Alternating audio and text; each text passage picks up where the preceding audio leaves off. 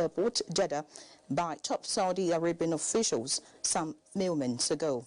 President Buhari is expected in Abuja late evening with his entourage, which includes the wife of the president, Hajia Aisha Muhammadu Buhari. You're still watching Nationwide on NTA. Time now to join Dr. in Lagos for more reports. Hello, Dr. Hello, Yeri, and welcome to Lagos.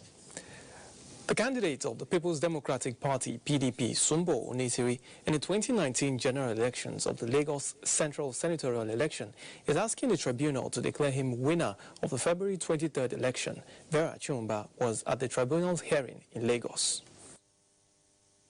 Sumbo Onitiri, the candidate of the People's Democratic Party, is challenging the election of Senator Oluremi Tinubu of the All Progressive Congress in the 23rd February election on the ground that the election was marred by irregularities, intimidation of voters by security agents, and other malpractices. He is also challenging the decision of INEC to declare Oluremi Tinubu winner of the election.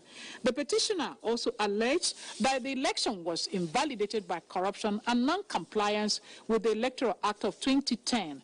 The prosecution witness and PDP agent Bola Oke, who supervised the 87 polling units, told the tribunal that he manned the polling units through communication and also went round all the units. He said the respondents doled out money openly to party agents while the security agents watched. Mr. Oke also admitted that his statement on oath was written by his lawyer on his behalf, while he only signed. Another witness, Joseph, an IT consultant and a supervising agent of the petitioner, told the tribunal that there was no election in Airways Ward polling unit because there was sporadic shooting with only one unarmed policeman. On the cross-examination, he admitted that he did not lodge complaints to INEC because thugs took over the place. He further said he stood by his statement on oath that there was no result of the election in the area. However, when INEC counsel Jonathan Abo tendered the INEC election result sheets with signature of one Karim Sahid, a PDP agent with emphasis on Aware's house thing, which he claimed he supervised, he said he could not ascertain the authenticity of the result. Further hearing continues in Lagos. Viera Chumuba, NTA News. Many Lagosians were already in the usual early morning traffic on their way to work when the heavens opened and the rain poured on Monday. The consequence was long hours in traffic, flash flood and damage to personal effects and public utilities. Jennifer Igwe reports that normalcy has however returned in most parts of the state on Tuesday. The weather in Lagos on Tuesday, although not as hot and dry as the megacity has been for months now, is a contrast to Monday, when heavy rain that lasted about an hour left most parts of the state flooded. Yesterday's experience was very bad. It's very uncomfortable because the traffic was seriously bad. Compared to what we expected today, fine. There's still traffic, but it's not as bad as that of yesterday. The road was free this morning. You can see the hold up that we can see from this place is just from the traffic lights down to Falomo, and not too terrible. It's moving fine and going well. Trees and electricity poles that were forced down by the pressure of the heavy wind that accompanied the downpour have been cleared by officials of the state government. Residents, however, say more needs to be done to ensure safety during the rainy season.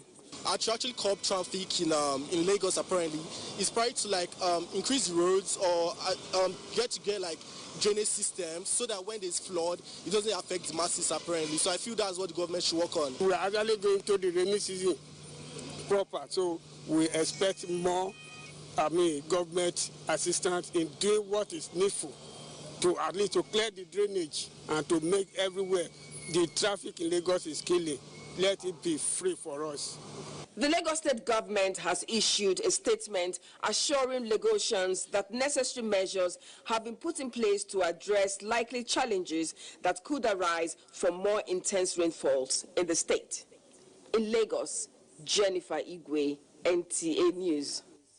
The Chief of Army Staff, Lieutenant General Tukur Buratai, has stressed the need for effective tactical operational planning and competence to enhance skills towards tackling security challenges facing the country.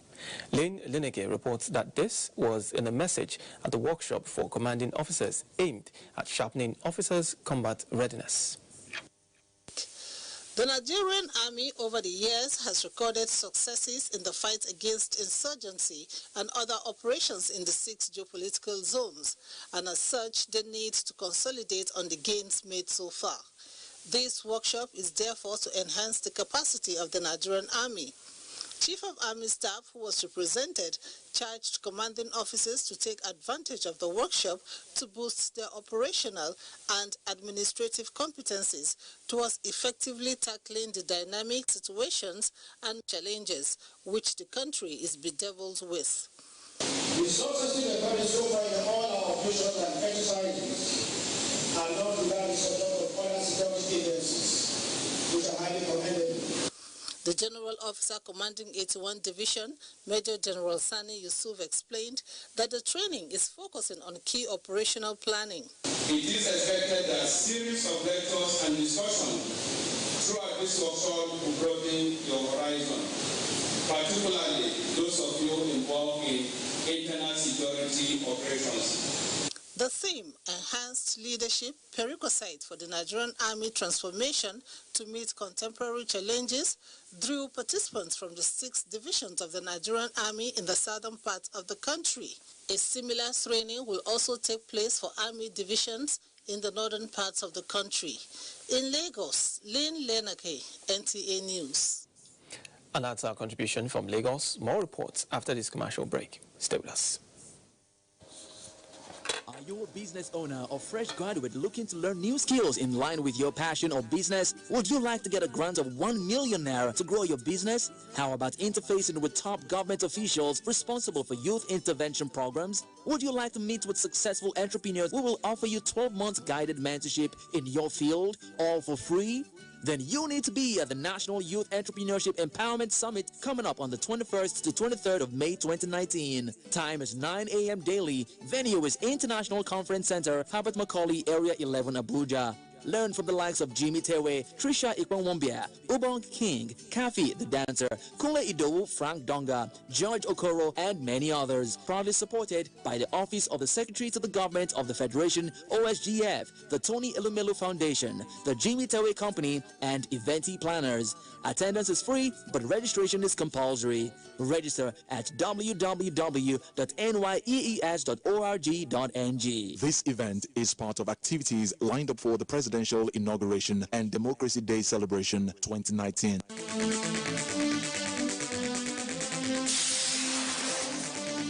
4 years of the Buhari administration, the milestone and the pathway to Nigeria's greatness. That is the focus on NTA Tuesday Live this week. Tuesday Live, incisive and educating. Join us.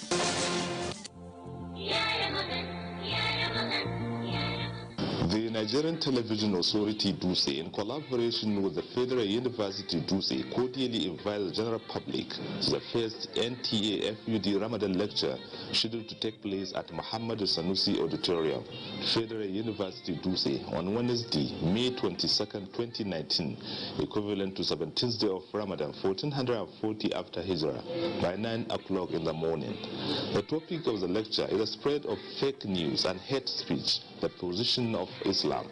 The lecture will be presented by the Chief Imam of DUSE Central Mosque, Dr. Abubakar Muhammad Sani Brununkudu of Ahmadu Bello University, Zaria.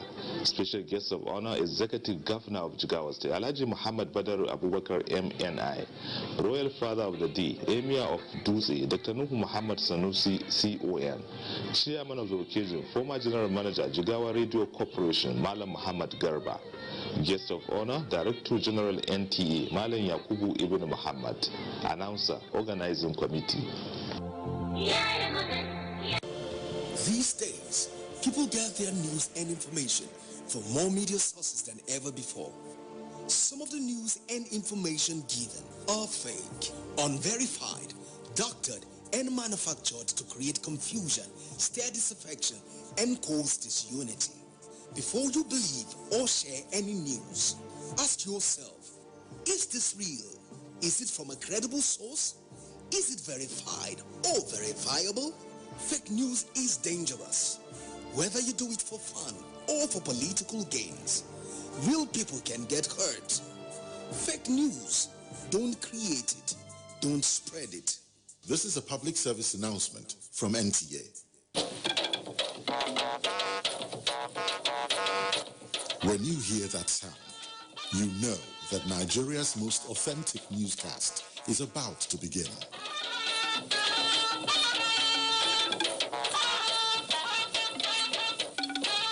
NTA Network News, breaking the news for over 40 years.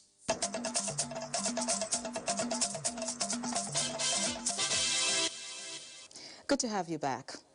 Nigeria has taken huge strides in terms of business in the country, recording massive success in the ease of starting and doing business. Experts in Good Morning Nigeria say reducing the time for business registration as well as introducing an online platform to pay duties has helped in moving the process up in rankings. Abdul Karim Mohammed Zurmi reports that the Minister of Information and Culture, Lai Mohammed, was also on the program to give insight on what Nigerians should expect during the presidential inauguration on May 29th. The minister, while giving a rundown of the activities lined up, says the inauguration reflects Nigeria's journey to democratic rule since 1999.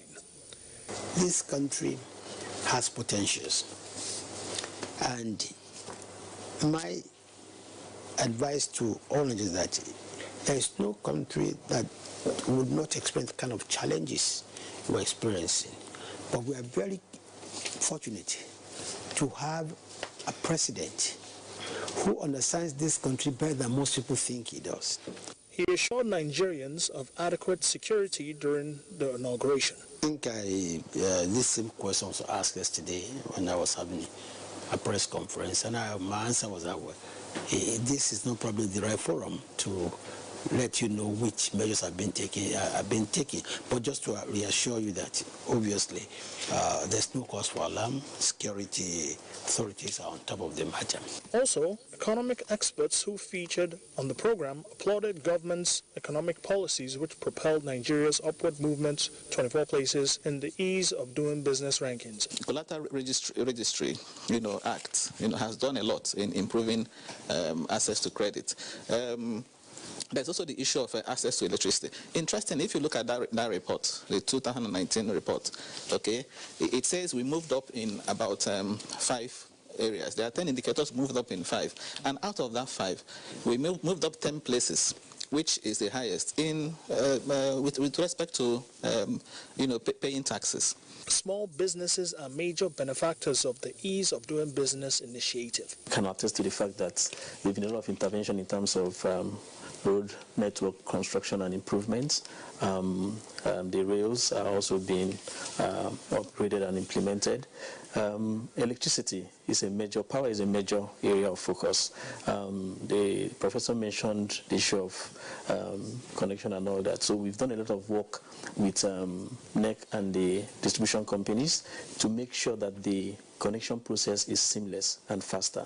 It was agreed that the fight against corruption and increased provision of infrastructure will pave way for economic growth. In Abuja, Abdul Karim Mohammed Zurmi, NTA News. Moving on, the federal government says it will continue to ensure human capital development and rapid industrialization through the promotion and creation of an enabling environment for small and medium enterprises. Secretary to the Government of the Federation, Boss Mustafa, said this at the 2019 National Youth Entrepreneurship Empowerment Summit in Abuja. Olayinka Ojo reports that the summit is part of activities lined up ahead of the presidential inauguration. It is said that any nation that ignores its youthful population does so at a risk, as it is the fastest way of eroding the future generation. This is why the Buhari administration in its first term paid attention to this noble cause by putting in place several initiatives and interventions for the youth skills acquisition for improvements in livelihood. The National Youth Entrepreneurship Empowerment Summit is crafted not only to encourage entrepreneurship and rebirthing of new businesses, but to create enabling environment where budding entrepreneurs and startups can showcase innovative and viable products and services. The more productive the citizens of a nation are, the better the economy will be.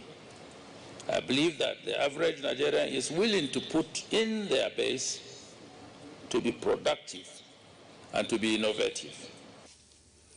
The challenge most people face, however, is that they lack sufficient knowledge and skills to drive successful businesses. Your failure is just as important as your success. But if you're given the skills, the training, the mentoring, the right network, you will stand up again. At the end of the summit, 10 amongst participants with outstanding business proposals will go home with 1 million naira each, courtesy of the federal government, and 12 months personal mentorship program, courtesy of the Tony Elumelu Foundation. Olayinka Ojo, NTA News. The Nigerian Union of Contributory Pensioners is urging the federal government to solve the ambiguity surrounding the template for the payment of pensioners under the contributory pension scheme. The union is worried that the principles of the 2004 Pension Act has not been applied to the contributory pensioners. The pension violated the act by telling and paying people in the way they want to pay. Some 35%, some 20%, some 60%. We contributed, we are paid less. 2, the pension have nothing to do with us, the pension commission. They treated us as miserable retired peasants and plebeians. They came up with a template that even discriminates against women. Women will earn less than men as bulk sum because they say women will live longer. Who is God among us who can predict when somebody will die and when somebody will not die? So, we have all these anomalies and all these ambiguities, and we have been fighting this since I retired in 2012. Members of the union also expressed concerns over what they called undue delay in the implementation of the reviewed Pension Act of 2014. And now, to drive home their demands, staff of the National Lottery Commission has embarked on an indefinite strike. During Nigeria reports that part of their demands is the improvement of the working conditions.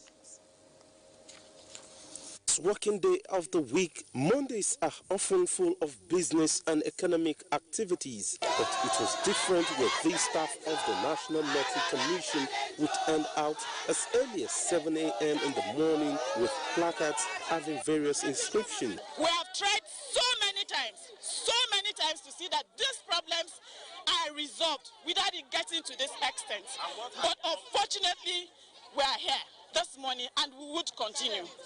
We're Category A Commission and we've been generating revenue, but it has not translated into the welfare of any staff. And some other individuals too that came for promotion examination earlier on, around 2017, their DTA has not been paid, and nothing happened.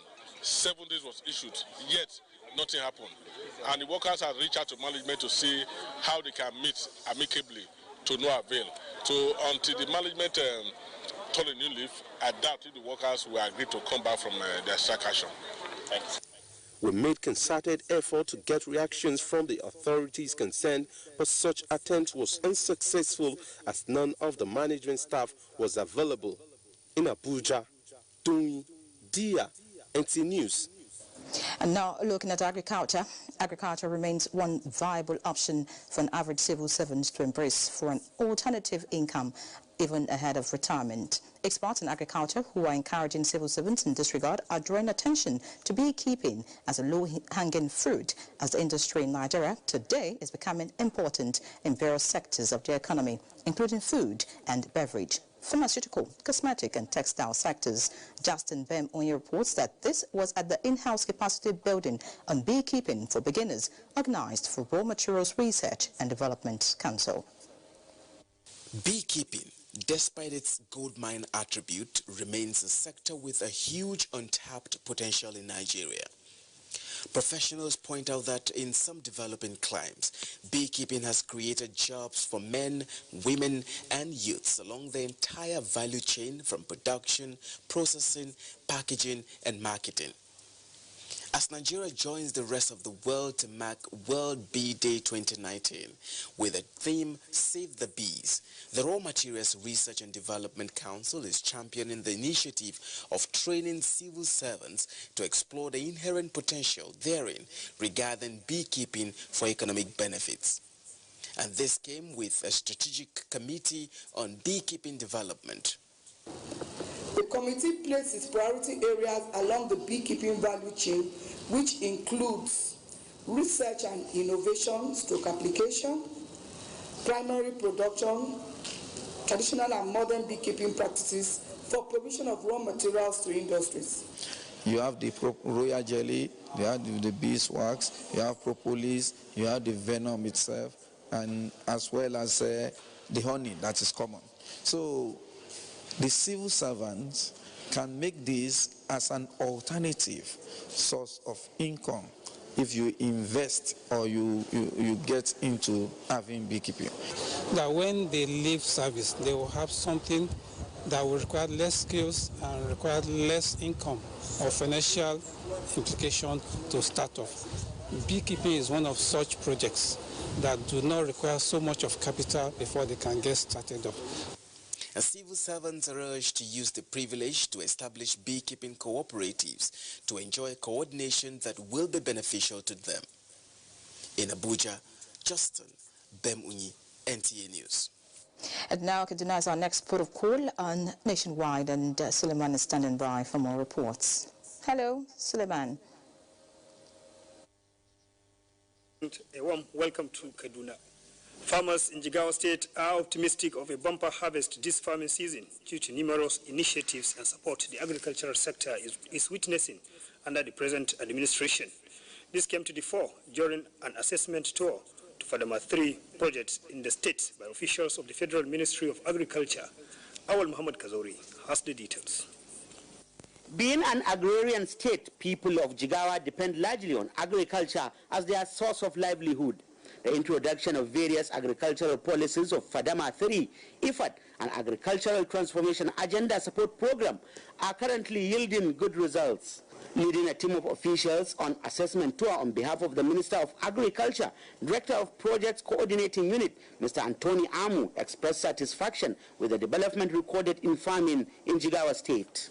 This he attributed to collaboration between federal and state government in supporting the farmers. Places where we go, like the cripples, which Fadama has empowered, it's quite interesting that they are now on their own. Most of them have gone back to schools. They are no longer liability to the states. So we are happy about that. To the beneficiaries of farming initiatives, brighter future awaits agriculture with the policies and support they are receiving under Buhari administration. The tour took the team to 3 local government areas. From Duse, Awal Muhammad Kazauri, NTA News.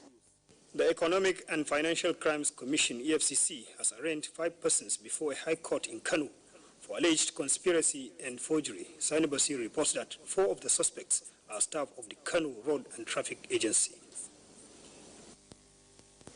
The suspects include Abjalal Salisu, Nazifi Ali Chigari, Abbas Tijani, and Muhammad Imam, all staff of the Kano Roads and Traffic Agency Karota, while Adamu Aminu specializes in producing fake documents. They are being charged for alleged provision of forged appointment letters and certificates to Anas Ahmad, Sabitu Adamu, and Umar Habibu. This, the prosecuting counsel, Michael Ojo, said it is contrary to Section 97, subsection 6, and sections 363 to 364 of the Penal Code.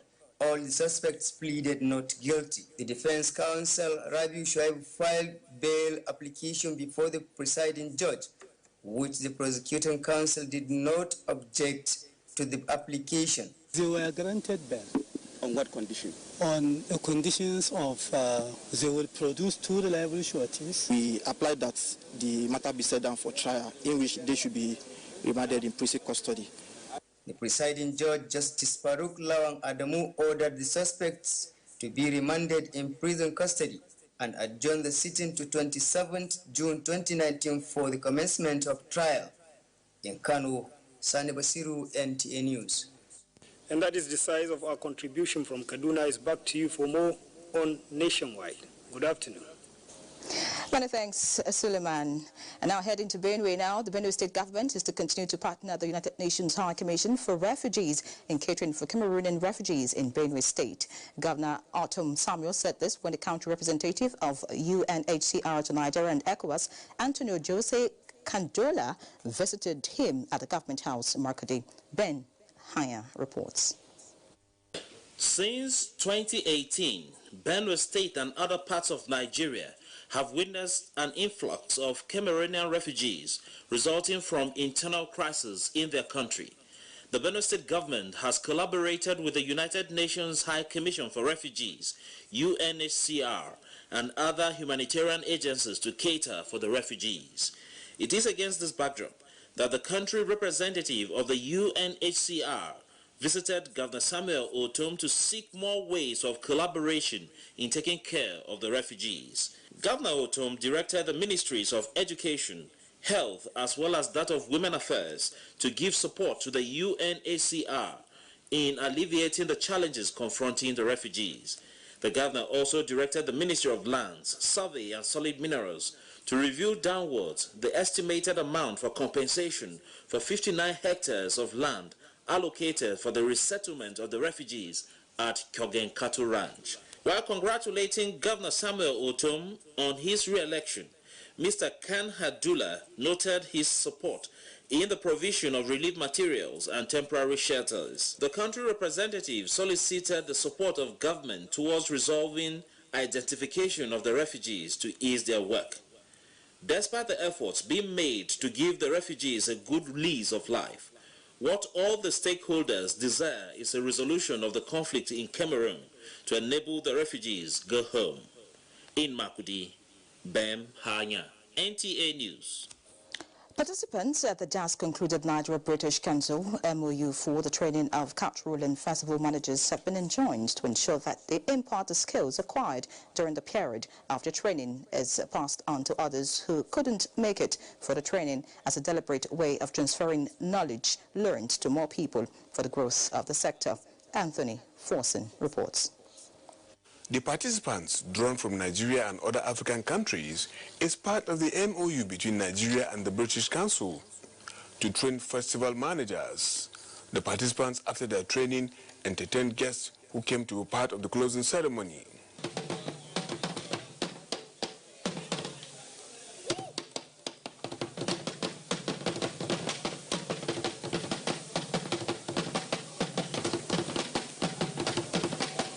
Permanent Secretary, Federal Ministry of Information and Culture, Deaconess Grace Isugekwe, who stood in for the Minister, Lai Mohammed, emphasized the need for the training to be put into practice.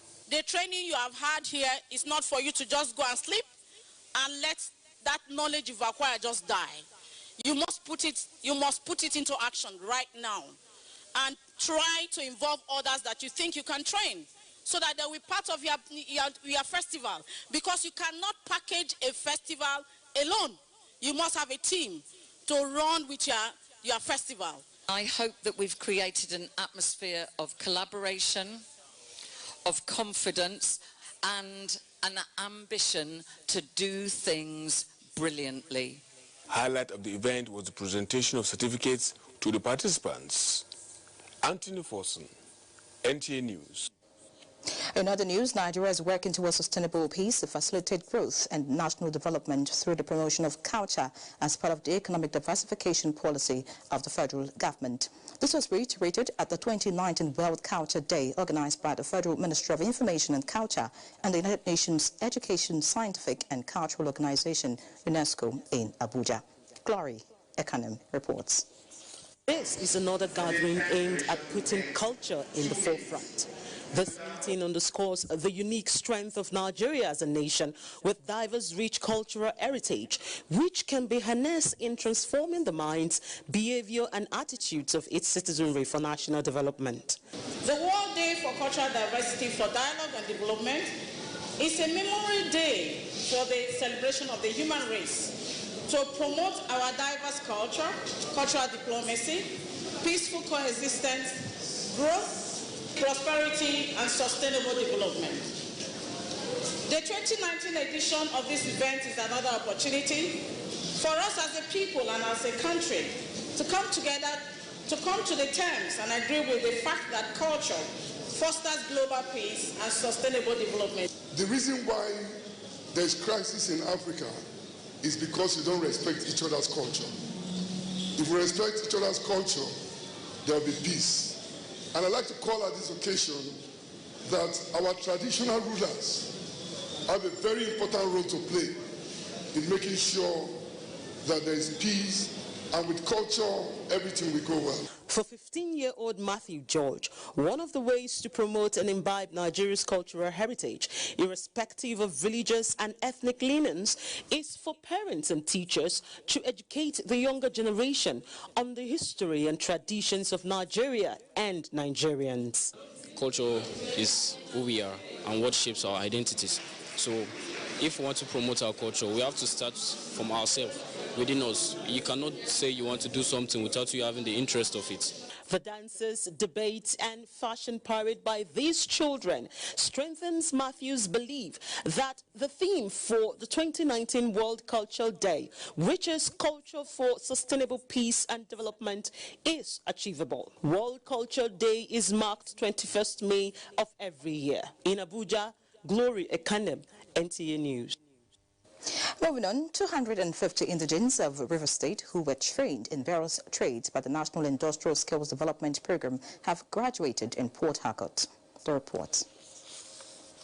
Basically designed to equip youths between the ages of 18 to 35 years with the requisite skills, knowledge and attitude needed to create wealth for themselves and the nation at large. ITF have designed a number of programs, intervention programs in skills development to be able to empower our youths. So the import today is to recognize the youths that you were trained and to also empower them with startup packs to enable them start up their own businesses. 250 youths in River State who were trained in selected trade like catering and event management, aluminium fabrication and installation, photography, graduated for the 2018 batch. We discovered that at every level there's something someone needs to know to better what he has known before.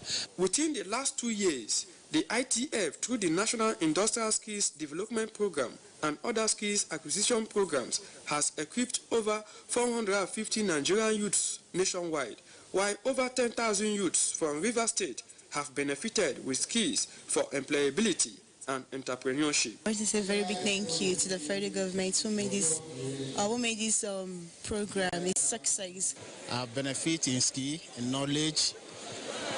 Today I can boast that I had a skill. National Industrial Skills Development Program and its partner inspected different products displayed by the graduates in Port Harcourt.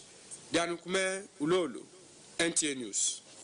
And if you just joined us, you're watching Nationwide live on Africa's largest television network. Another break beckons on Nationwide at this point. Just stay with us.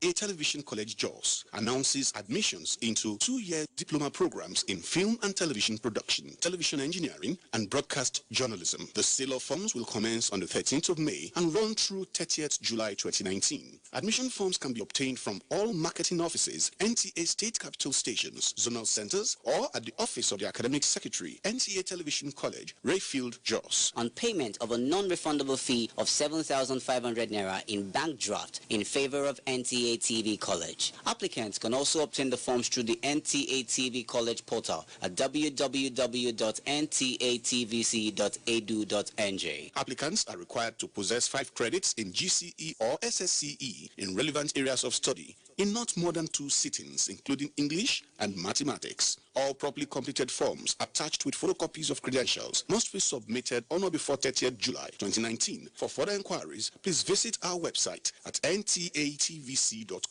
or call 0803-3144-383. NTA TV College, training you to be the best you want to be.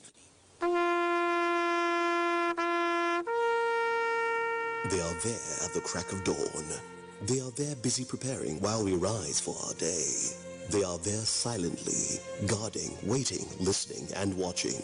They are there ready in the sky above and the waters below, in the blistering heat of the day, in the dead of night, willing, indefatigable, determined in the defense of the sovereignty of our country. They are our first line of defense and our last.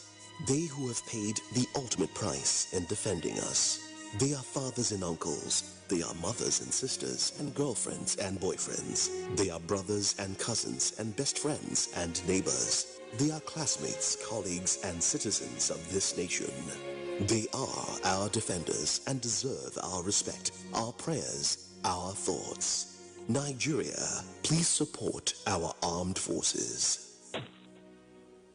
You can follow us on all our social media platforms: Facebook at NTA Network News, Instagram at NTA Network, Twitter at NTA News Now, YouTube at NTA News Online, or visit www.nta.ng. For live streaming, visit www.nta.ng/live. Now, you can stay updated on the go, be it on your TV, iPhone, laptop, or iPad, or download the NTA mobile application from your Play Store or App Store. NTA, you can beat the rich.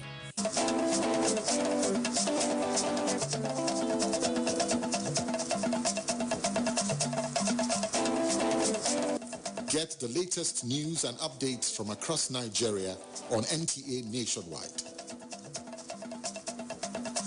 NTA Nationwide, weekdays by 4 p.m. Get it first. Get it fresh.